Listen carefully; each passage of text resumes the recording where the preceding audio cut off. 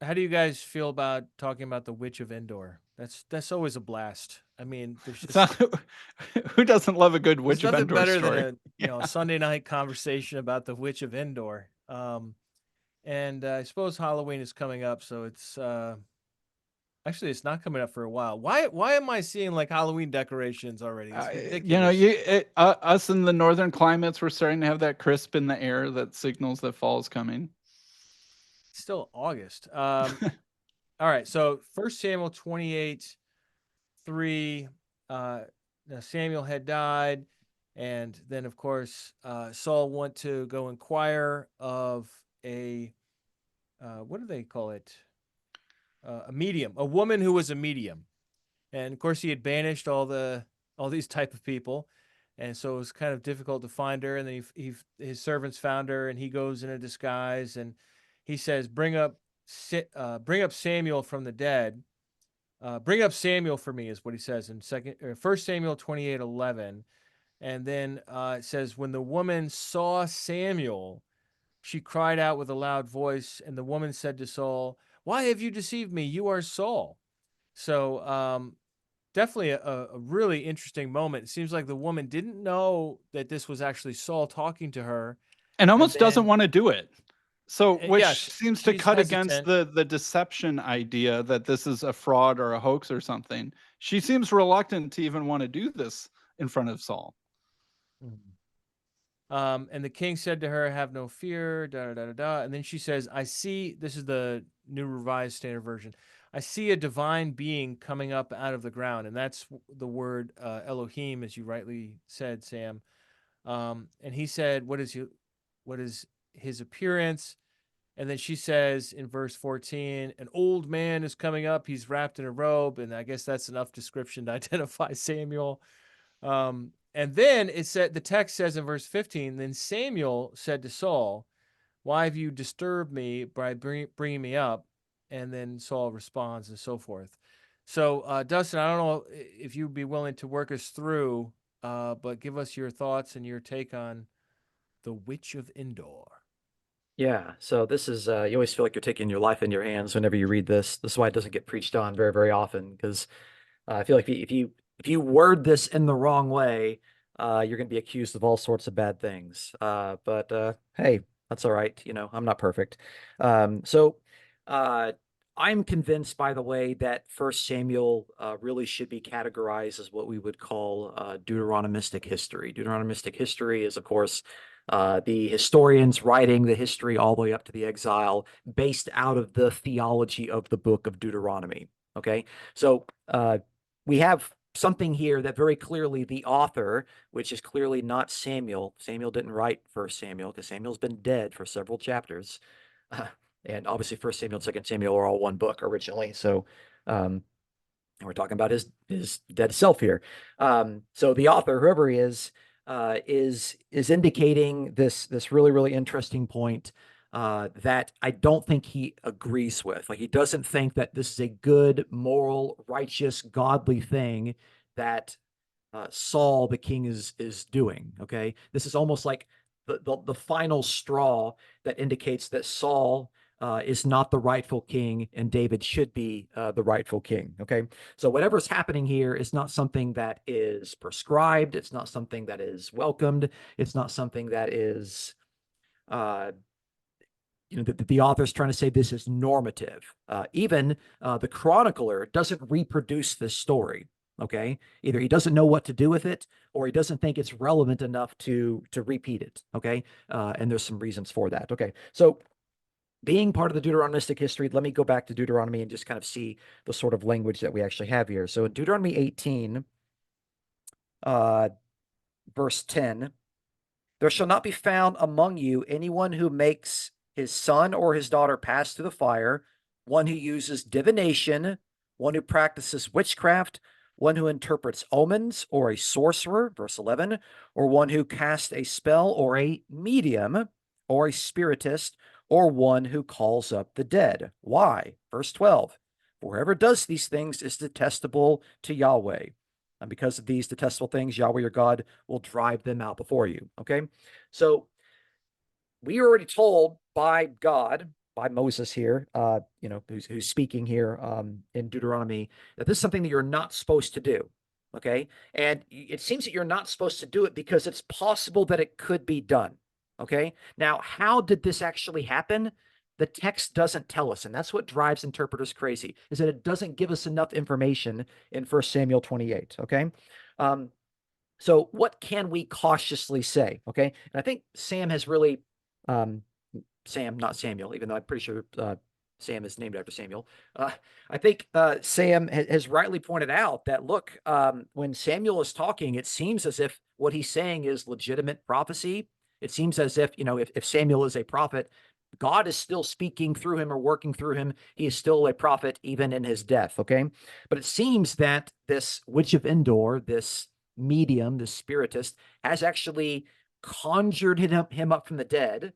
Samuel seems to be like, why have you disturbed me? Which I think to me suggests that he was sleeping, he was resting, he was unconscious, and someone, woke him up from the dead in a way that he wasn't expecting and no one else was expecting. And we have no other passage prior to this to indicate that this sort of stuff has happened, nor is there any other passage after this, either in the Hebrew Bible or in the New Testament, of someone who is dead that's now conjured up by a medium. It's the only thing that we have. So what do you have at that point? I think the fact that he's able to be conjured up shows that there's something that is, we would say, demonically empowering the work of this witch of Endor, which is why she's a witch and why I think Deuteronomy prohibits that sort of behavior. The text doesn't say that, but this is just me. I'm acknowledging my speculation. I'm going beyond the text here, and I'm just speculating at that particular point. Okay. He's called a divine being. He's just called an Elohim, but this seems to be the only place in the Hebrew Bible to where a dead person conjured up is called an Elohim. So it's like, what do you do when you only have one occurrence of it out of 6,800 times? Now the lexicons acknowledge it, but they're like, we don't really know what to do with it. It's just whatever Samuel is at that point. But he has been brought up. Verse 11, you're bringing me up. Verse 15, bringing him up, and there's this interesting thing in verse 16. I was actually just reading this in Hebrew just to kind of prepare for this. Samuel said, why then do you ask me? He's talking to Saul, since Yahweh has departed from you and has become your adversary. But if you know the derivation of Saul's name, Shaul means to ask. And he got that name because they were asking for a king. So it's interesting here. Samuel's like, why do you ask me? The final pun there is a way to kind of, again, acknowledge his own guilt in going after the thing that a good king is not supposed to do. A good king's not supposed to go and to entreat a medium and a spiritist. So I do think that he was conjured up here, but I don't think that means necessarily that he was conscious at death. I think that he was asleep and that somehow he was conjured up here. But again, I'm just speculating at this point because the text just doesn't tell us this sort of stuff there. What I find interesting about your response, Dustin, is that it presupposes that soul, it presupposes that physicalism is wrong, which is a position I've moved towards myself. And I could speak for Sam. I think that we both were raised as physicalists, which is the idea that the soul and the body both die, and that there is nothing that survives death whatsoever. And then in the resurrection, the person is essentially recreated. And in some versions of our past, the for whatever reason, they didn't believe really in the using up the parts of the body that are still remaining. It just sort of like recreation, like ex nihilo or whatever, which these have some problems. One problem that I have with the physicalism position is the continuity of identity issue, which the philosopher, any intro to philosophy of science will tell you is a major issue, because if you have a dead person who ceases to exist in every sense, other than their like physical remains decaying or whatever, then 100 years later you recreate that person in a resurrected body, whether you use the leftover stuff or not. That's a clone. That just is a clone. That's not that's not the It's same not you. person. Yeah. Because there's no continuity of identity through that death experience. So that's what's moved me, and I think I mentioned that in my book. That's what's moved me towards a dualist position that sees the soul as an existing entity throughout the intermediate state, which really you have to presuppose in order to even follow you, Dustin, on that little journey you took, where basically you just accepted the text at face value that uh, a dead person is wake upable, if I get able to be awoken in the intermediate state. So I just wanted to mention that just for listeners, because I know a lot of folks coming from my background uh, are physicalists, and there are other groups that hold that position as well.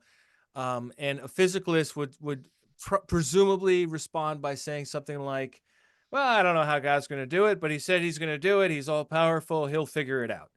And that to me is just not satisfying personally. So, Sam, I don't know if you're going to disagree with what Dustin just said there. Yeah, I think that what Dustin said, I think you hit the nail on the head, Sean. That I grew up basically thinking that the soul was the brain at work, more or less.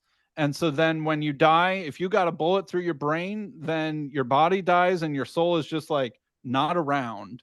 And I've even heard analogies of like it's stored on a hard drive somewhere or something like that, or as vague, ideas of how this could work, and then gets put into like a new the CD-ROM gets put into a new computer or something like that, and so maybe even then there's still a continuity of identity somehow, kind of with your soul being analogized to a CD or a hard drive or something like that. But I think that Dustin and I might be closer than I honestly expected based off of his explanation. I mean, he was acknowledging that necromancy isn't wrong because it's fraud, it's wrong because it's kind of real in a certain kind of way. And I think, the Old Testament is clear not to give you instructions because it doesn't want you going around and doing necromancy and conjuring up Saul or Samuel. That's a thing that you could do, but it's wrong to do. Like adultery is a thing that you can do, but it's wrong to do it. And necromancy is a thing that one could do. It's real, but don't do it. And that's sort of what's going on in this passage. I guess like where Dustin and I are disagreeing is like how awake or conscious was Samuel prior to his stirring through the Witch of Endor's necromancy. But I think that I'm honestly a little bit surprised that it seems like Dustin is closer to me on this passage than I was expecting. I was expecting an argument that this is fraud or fakery or demonic imitation or something like that. Yeah, I mean, let's use an analogy just for a second and see if what Dustin thinks on this. We have this idea of being in a coma, right? And when you're in a coma, it's like you're dead, but you're still breathing and there's still brain activity, and it's still possible to wake the person up. Whereas like an actually dead person, like unless there's a miracle, that person's not going to be alive again. So as a coma is to the body, so the intermediate state is to the soul. So it exists, and maybe there is some sort of dream likeness to it, if Sam's right about that. But it's not the same as being awake. We all agree it's not awake, because if it's awake, it's not asleep. And the Bible says we're asleep. At least Daniel 12:2, I think, is very strong on that, as Dustin rightly pointed out. But maybe there's a technology, and maybe that's not the best word for it, but there's a technology that spiritual beings have access to that can kind of mess around along the side, like going around a back entrance or something into this state where things are not supposed to be engaged with. And that there is like some way that they are able to reanimate the soul in a sense and mess with the dead. I'm not sure if I'm making any sense. Does that? What do you think, Dustin? I'll give you the mic. Yeah.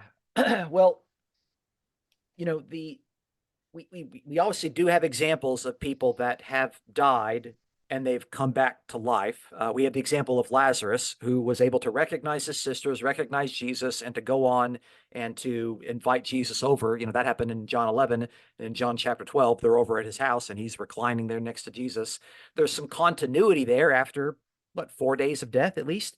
And then, of course, we have the best example, which is Jesus himself. And there's clearly, obviously, there's a new creation that's taken place, but they recognize him. There's still the marks on his hands and his feet. They're able to see him, and yet he's still, energized by the Spirit. He's no longer energized by flesh.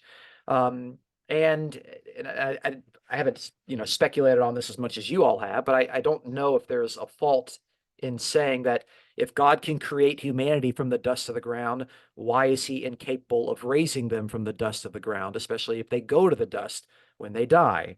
I don't think that's unreasonable to say, but I'm trying to work with what the text actually has for us. And again, I know that there's lots of other text out there, but I'm trying to really pay attention and really trying to understand what the biblical texts are trying to say. And of course, I point out my initial points that the dead are unconscious with several passages, souls are mortal, and the Bible has no problem saying that souls die, dozens and dozens of times, and Jesus himself believed that, and that this state of the dead being unconscious and the soul being dead is described as sleep, which is something that Jesus believed and taught. And so I think whatever Jesus believed, I think because he's continuing to use that sleep language, he's carrying over that understanding of at least that particular Jewish view that we see very clearly in what I think, again, are the clear, simple Old Testament texts. Nobody's going to convince me that First Samuel is a clear, simple, straightforward text.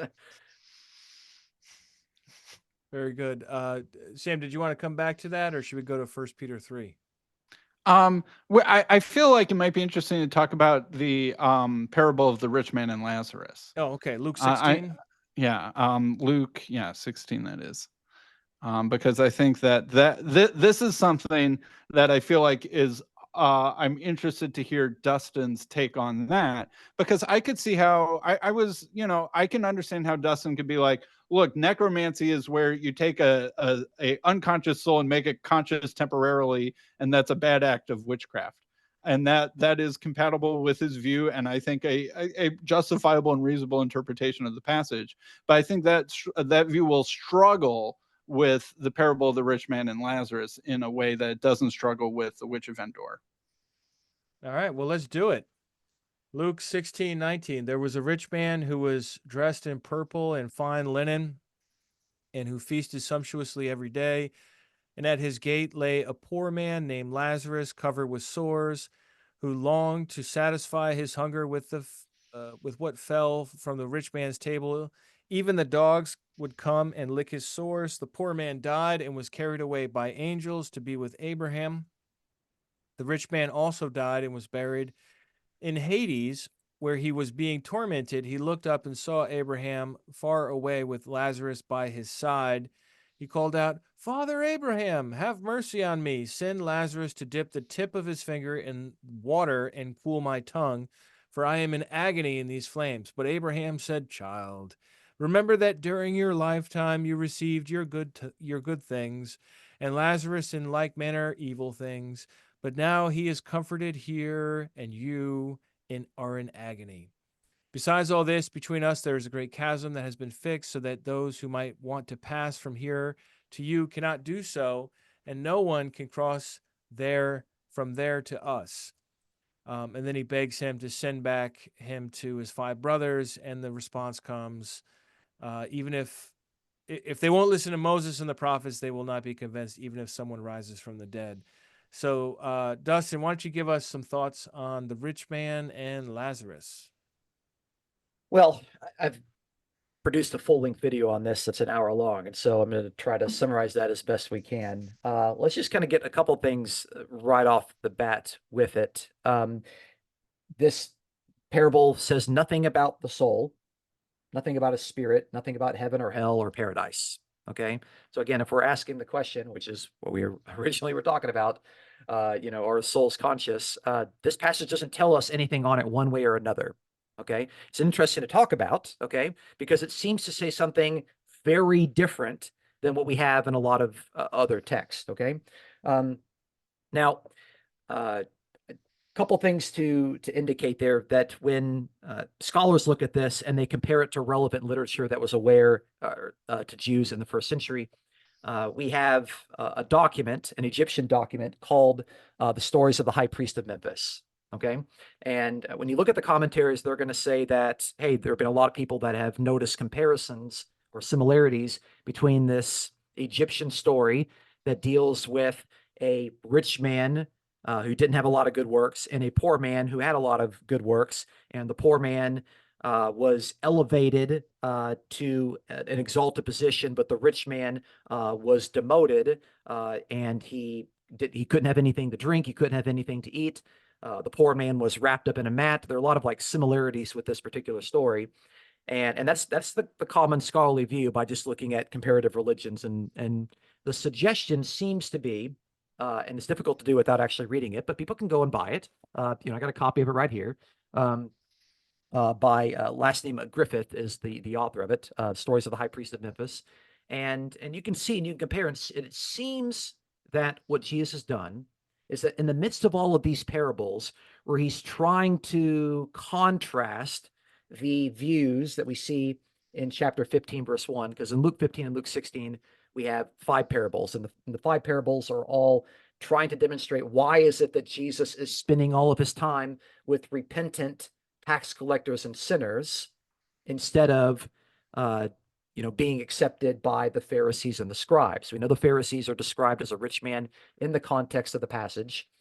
And so what I think Jesus is doing here, this is what I think he's doing, is I think that he's taking this common folktale story that a lot of people are knowing, he's changing it and he's modifying it. I'm agreeing with Sam that he's not inventing anything out of whole cloth, okay? But he's not teaching the afterlife. He's not teaching what happens to a soul, because the word soul doesn't appear there. He's continuing to use this in a way to teach the parables that indicate that if you repent at what Jesus is actually doing, then you're actually doing what God wants you to do. And if not, judgment is already hanging over you right now. And this is very consistent with Luke's own theology, where he's heavily judging rich people and he's praising the poor people. We already had this with John the Baptist as well. But there's an interesting detail there that I think a lot of people tend to read a little too literally at the very, very end. And I'm actually curious to hear what Sean thinks about this. At the very, very end, in verse 31, if they don't listen to Moses and the prophets, they will not be persuaded, even if someone rises from the dead. Okay. And I think what most people default to doing is thinking, well, they're not going to listen to the one person who has risen from the dead, namely Jesus. Okay. But I don't know if in the context, bodily resurrection, namely Jesus' bodily resurrection, is the closest referent. Okay. Because earlier in chapter 15, we have the parable of the 2 sons, to where the son was dead and came back to life by converting, presumably by formerly being a sinner, and has now listened to the preaching of Jesus. He's accepted the gospel of the kingdom, and now he's responded, and there's this radical reversal. Okay. So maybe rising from the dead is a metaphor for conversion. Okay. Which again would not indicate that this is dealing with the afterlife. It's just a way of kind of talking about, here's judgment that's already coming upon these guys, using this Egyptian folktale in a new way consistent with Jesus's creative parabolic storytelling. And the hope, of course, is to get the rich man, namely the Pharisees, to finally repent and to believe in the message of the kingdom, so that they will actually be considered a child of Abraham. Abraham called him a child, and we know that a child of Abraham in Luke's gospel is a way of talking about a converted person, namely Zacchaeus. So I think this has a lot more to deal with the preaching and the responding, the preaching of Jesus and the responding to his message of the kingdom, than it actually has to do with the afterlife. Again, it deals with nothing involving souls whatsoever. So that's my quick summary, and I know I'm not doing justice to it, but I have taken some time to think about this. Sam, you want to come back on that at all? Sure. I mean, while I agree that the main thrust of this parable is not to give a detailed exposition of the details of the afterlife, That's not the purpose of the parable. But just as the same way, when Jesus talks about sheep and goats, he's not giving lessons in animal husbandry, but he's using real things as examples in his parable. Almost everything I can think of that's in a Jesus parable, from coins to nets to fathers and sons and vineyards and etc. He uses things that are real and that his audience would know about as examples to demonstrate the moral lessons that he is trying to teach in his parables. So I agree that the main purpose of the parable is a moral lesson about social status and about listening to the dead and stuff like that, but that it still seems to use this common belief of the afterlife that we can see in other places as the setting and the structure by which the parable is told. And Dustin's saying it doesn't mention souls or any words like that. Fair enough. But what does it mean that someone who is dead is getting carried by angels to Abraham's side? What exactly is getting carried there? I don't think it's his body. I think it's just kind of assumed and understood that this is the soul of the poor man who's being carried down to Abraham's side.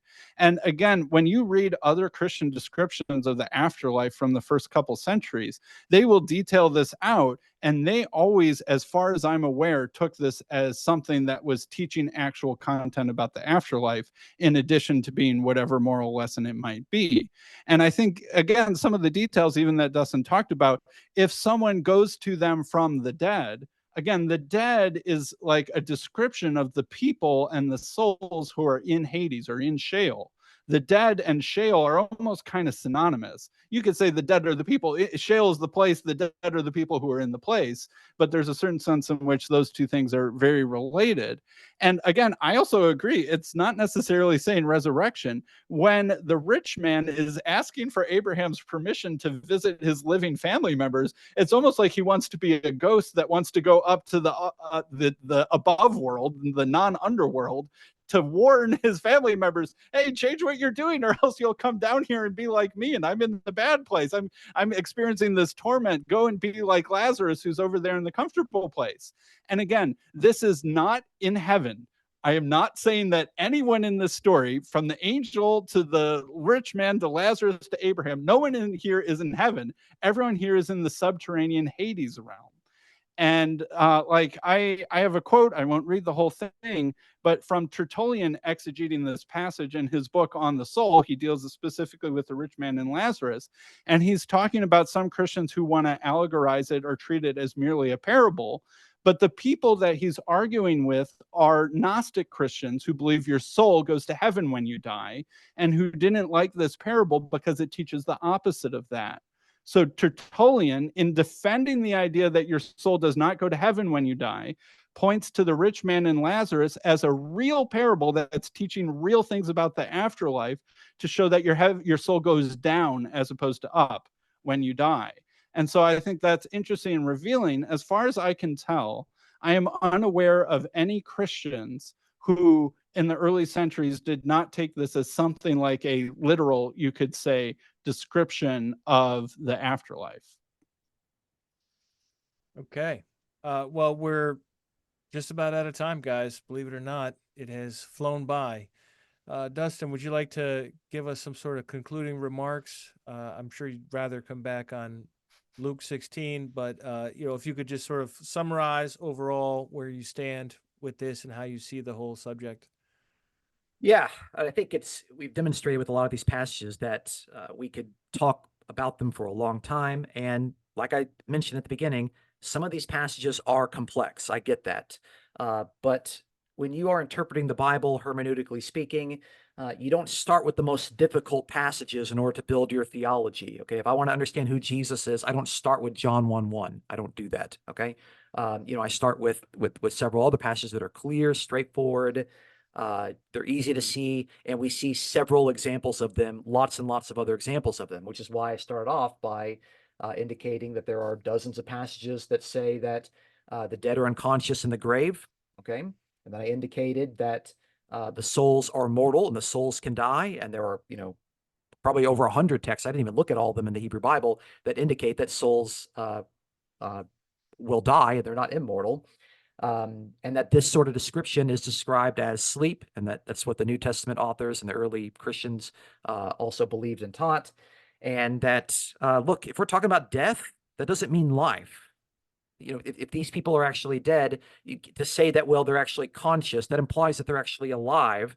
And I just think that those are opposites. I don't think that those two terms, can mean the same thing. So, my approach, of course, it still is my approach, is that I want to do the best I can with the many passages that are clear and straightforward, and to very cautiously, carefully, not avoid and overlook these difficult passages, but let's take them on carefully, humbly, prayerfully, and in dialogue with other people, so that other people can point out where we're not taking seriously all of these conversations. And I think that's what this conversation does well. And I hope to continue the conversation in the future. And Sam, I applaud your very Christian gentleman demeanor in this whole thing.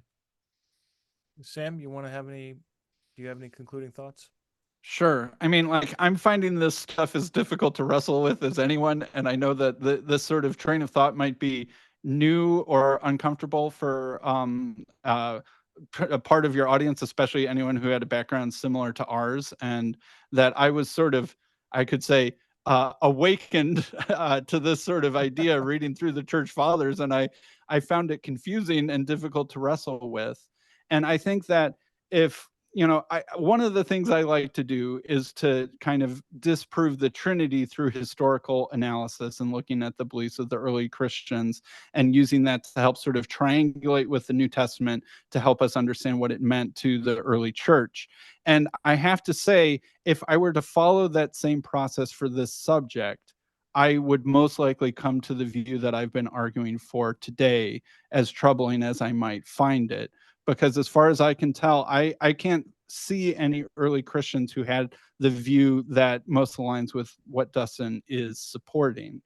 And I think that some of these passages are maybe not as difficult as we like to imagine them to be. In a certain reading, there's really nothing actually that confusing about the rich man and Lazarus. In a certain way, it really is actually kind of straightforward when you compare that to other things written at the same time. There is a very easy, plain reading that talks about what I'm saying. And I do hear the thrust of what might be pushed back against me, that I'm sort of toning down what it means to die. And I'm sensitive to that point. I think that that's a good point.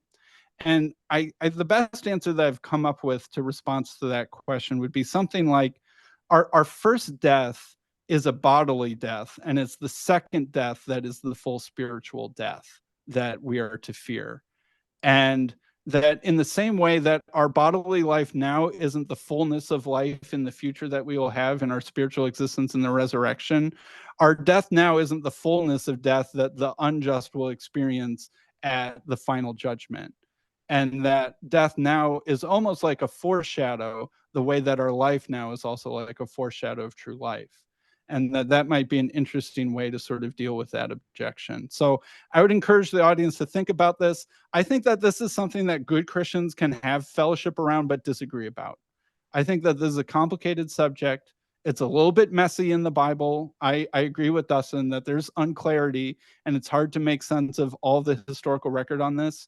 And so I think that people shouldn't be disfellowshipped or anything along these lines for having serious inquiry into this particular question. And it's something that can be dealt with charitably in disagreement. Yeah, yeah. It's really an interesting conversation, because so often the options are going to heaven when we die or going to hell when we die.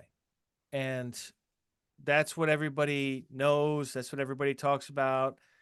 And, even the stupid show, The Good Place, that's their working premise, which is hard not to think of that silly show while we're having this conversation. And Sam just like mentioned The Bad Place. But anyhow, yeah. So we're not talking about heaven. We're not talking about hell. We're talking about some other, almost like a Hellenistic idea. But I think Sam's point is that this was also a Jewish idea. And Dustin brought in, of course, the Egyptian myth as well. So it seems to be transcultural. The Jewishness of it seems to be much more on the side of sleep, not just as a reference to the dead body, but as a reference to the intermediate state. But that doesn't mean that there couldn't be disturbances to that, which, one way to synthesize, which I guess as a moderator, I'm playing that role right now, however uncomfortable I am. One way to synthesize, and I'm not going to die on this hill, is to think that there's like a slow hibernate process that initiates at the moment of death, that would then explain a lot of these near-death experiences, NDEs, and that, you could kind of see what's going on, and then it's fade to black while you're unconscious, unless some naughty demon messes with you. Man, I don't know. I'm not comfortable with that, but I don't think we're going to solve all the problems today. But I do appreciate your ironic tone, both of you, and your work on this. And let's just keep the conversation going. Maybe we can get a 2 views book out of this down the line. Who knows, right? Or 3 views. We'll get somebody else too. But thanks for your time today, guys. Yeah, thank you, Sean. Yeah. Take care, guys.